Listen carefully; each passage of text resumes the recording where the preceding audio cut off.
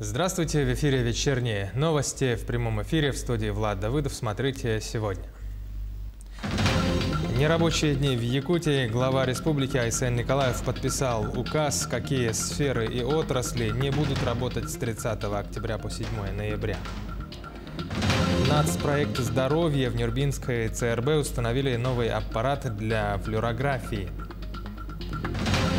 Спасение утопающего. Жители Усть-Майского улуса вытащили из воды провалившегося в реку Косулю.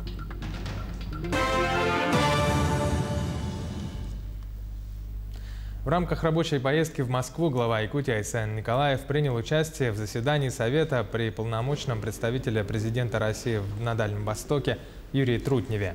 На площадке правительства страны главы регионов и представители министерств и ведомств обсуждают ряд важных вопросов. В рамках встречи планируется подвести итоги Восточного экономического форума, также затронуть вопрос реализации в субъектах реформы контрольной надзорной деятельности. Еще одна актуальная тема повестки – дополнительное финансирование регионов Дальнего Востока на охрану лесов от пожаров. Нерабочими днями в Якутии объявлен период с 30 октября по 7 ноября. Указ подписал глава республики Айсен Николаев. Какие сферы и отрасли не будут работать в этот указанный отрезок? Все подробности у нашего корреспондента Мадины Халиковой. Куда можно, а куда нельзя? Где потребуют QR-код? Неужели опять полный локдаун? Этими вопросами сейчас задаются тысячи жителей. Объявленная президентом нерабочая неделя с сохранением заработной платы начнется уже с 30 октября до 7 ноября. И пока у нас есть время подготовиться к ограничениям, давайте разберемся, кого они коснутся. Глава республики подписал указ о нерабочих днях. И так, чтобы зайти в кафе, ресторан, нужно предъявить QR-код о вакцинации, справку о медотводе или перенесенном заболевании не более 6 месяцев назад. А вот доставка без ограничений. Знают ли об этом якутяне, мы спросили на улице. Запрета на все развлекательные заведения, не знаю, там. Ночью, да?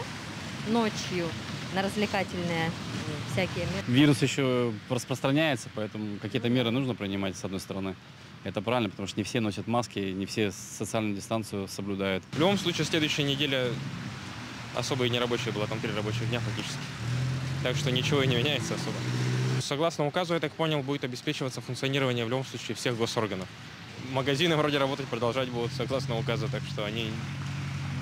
Ничего серьезного, по-моему, не будет меняться. Я так понимаю, что большинство предприятий будет работать с QR-кодом, а те предприятия, которые закрываются совсем, это фитнес-залы, массового скопления людей места. Попасть в медорганизации, продуктовые магазины и магазины, торгующие товарами первой необходимости, можно без ограничений. Также деятельность продолжают гостиницы, хостелы, промышленные предприятия, организации непрерывного и жизнеобеспечивающего производства. Работа остальных приостанавливается на определенный указом срок. Объектов общепита, которые работают на фудкортах, они могут работать, опять же, на доставку.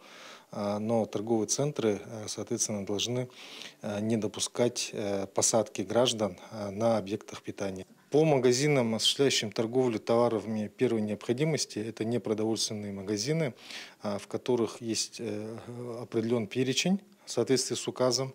Это 25 наименований товаров первой необходимости. Здесь необходимо понимать, что в данных магазинах от общего ассортиментного перечня должно быть наличие не менее 20% товаров, которые указаны. Что касается культурной программы, посетить театр, посмотреть кино, сходить на выставку можно, но только по предоставлению сертификата о вакцинации. Детям же необходимо прийти в сопровождении взрослого, у которого есть QR-код. То, что мы ввели эти коды, QR-коды, послужило основанием для того, чтобы в 30-го, когда будет, скажем, массовое закрытие многих торговых точек и прочих, культурные заведения будут работать. Да, для нас это большая ответственность. Мы будем соблюдать и масочный режим, и все рекомендации, которые делает Роспотребнадзор нашей республики. Строго будем соблюдать, чтобы ходили только вакцинированные граждане по этим QR-кодам. И оно зато даст возможность нам общаться, даст возможность жителям нашей республики прикоснуться к красоте. На каникулы уходят школы и секции, но тем не менее в детских садах заработают дежурные группы. Кроме того, режим самоизоляции должны соблюдать люди старше 60 лет, не прошедшие полный курс вакцинации. А работодатели впредь должны предоставить сотрудникам 2 выходных оплачиваемых дня на вакцинацию. В соответствии с указом вводятся новые ограничительные мероприятия. Граждане в возрасте старше 60 лет, не прошедшие полный курс иммунизации против новой коронавирусной инфекции, обязаны соблюдать режим самоизоляции по месту проживания.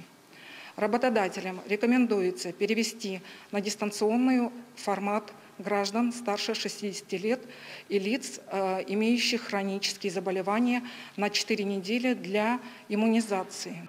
Несмотря на сбалансированность указа, где учитывают интересы и людей, и бизнеса, граждан все же призывают воспользоваться нерабочими днями как возможностью остаться дома, максимально ограничить контакты. Это позволит остановить распространение болезни, сохранить свое здоровье и снять нагрузку с медработников в период пандемии. Мадина Халикова, Георгий Григорьев, Семен Семенов, Якутск. С начала пандемии в Чурапчинском улусе коронавирусной инфекцией заболели 2219 человек, выздоровели 2047 граждан. На данный момент отмечается снижение уровня заболеваемости в районе. Эта тенденция напрямую связана с тем, что все работники сферы образования вакцинированы, а школьники прошли вакцинацию от гриппа. Следуя примеру работников сферы образования, исполняющий обязанности главы Чурапчинского улуса Степан Саргадаев призвал жителей района проявить ответственность перед самим собой, своими родными, близкими и пройти вакцинацию. К 1 сентября 2021 года из 2019 работников сферы образования вакцину получили 1798 человек, что составляет 89% от общего количества. В тесном сотрудничестве Центральной улусной больницей Управление образования организовало выезд бригад по вакцинации работников образования. Таким образом, Управление образования предоставило автомашины, а Центральная улусная больница удачно провела все работы, мероприятия по вакцинированию работников. В Нюрбинской центральной районной больнице в рамках национального проекта «Здоровье» установили новый аппарат для флюорографии. В настоящий момент специалисты из Москвы завершают точную настройку оборудования и проводят обучение для медперсонала больницы. В рамках также этой программы в нашу Нюрбинскую ЦРБ поступил аппарат рентгеноскопический, который будет установлен в здании лечебного корпуса. То есть в этом году у нас происходит переоснащение рентгенологической службы. Также мы ожидаем поставку аппарата передвижного для флюорографического обследования сельского населения нашего района. В рамках государственного контракта, то есть поставка оборудования, специалисты из города Москва прибыли и произвели установку, а также обучение наших специалистов, кабинетов ЛГ, врача-рентгенолога и также рентген-лаборанта. К другим новостям президент России Владимир Путин наградил медалью за спасение погибавших главу Титарынского наследия Хангаласского улуса Григория Лукина. Напомним, в 2018 году во время перегона скота жительница села Чкалова Татьяна Романова упала в ледяную воду. Григорий Лукин, не раздумывая, кинулся в воду с льдинами и помог удержаться женщине, пока не подоспела помощь. Неожиданно волнуюсь за награду. Забыл уже в 18-м году спасение. Вот награда нынче. Сегодня сказали про награду указа президента. Это указ президента 25 октября. И волнуюсь, конечно, насчет такой высокой награды. Автопробег животворящего креста проезжает через Аймяконский район. Репортаж Светланы Поцелуевой из Уснеры. Это уже не первое путешествие копии небоявленного животворящего креста по стране и миру.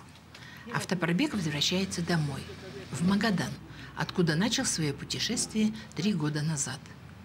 Участники автопробега не проехали мимо Уснеры. В этом году у нас это посвящение 130-летию восточного путешествия цесаревича, это 130-летие Транссиба, начинали мы с Владивостока, проведение всех праздников по дневнику в день. И вот его закончили Санкт-Петербурга, далее участвовали, значит, в торжественных празднествах 800-летия Александра Невского на патриаршей службе. Было нам зачитана благодарность от патриарха за прохождение, так сказать, крестного хода. И сейчас мы возвращаемся уже сейчас в Магадан. И здесь пришли в Уснеру, это родной город для нас. С участием организаторов автопробега пронесли крест на руках по центральной улице Уснеры. провели молебен у Поклонного Христа на въезде в поселок. «Отвратите всякий гнев на нас движимый, избавите нас от надлежащего праведного своих причтений и помиловайте нас». Организаторы автопробега – Магаданская областная организация Всероссийского общества инвалидов. Копия креста была изготовлена в Уфе и освящена митрополитом Кириллом в Екатеринбурге. Вечером в храме Успения Пресвятой Богородицы во время воскресного всеночного бдения славили животворящий крест. Крест Христов – главная святыня для каждого христианина, потому что Сын Божий Иисус Христос искупил на кресте род человеческий, победил дьявола и смерть и даровал нам спасение. Светлана Пцулаева, Павел Комин, Уснера. В селе Бердикостях Горного района ветеринары проводят выездную вакцинацию домашних животных против бешенства. Работу ведут по микрорайонам села. На сегодня ветеринарной службой уже охвачено 5 микрорайонов. Данную акцию проводят каждый год весной и осенью. Кроме того, по желанию хозяев чипируют собак и кошек. Мы проводим вакцинацию против бешенства собак по микрорайонам для того, чтобы у некоторых владельцев животных нет своего автотранспорта, чтобы доехать до нашего участка, и им было легче, чтобы по микрорайонам им были возле дома. Жители Усть-Майского улуса спасли косулю, которая провалилась под тонкий лед в реке Амге. Они подобрались к животному, обвязали его веревкой, высвободили из ледяной воды и оказали первую помощь. Как они отметили, косуля не сопротивлялась, а случившемся позже мужчины сообщили инспекторам экологии Амгинского района. Прибывшие на место инспекторы доставили животное в ветеринарное управление, оказали медпомощь. После улучшения состояния косулю отпустили в лес на волю.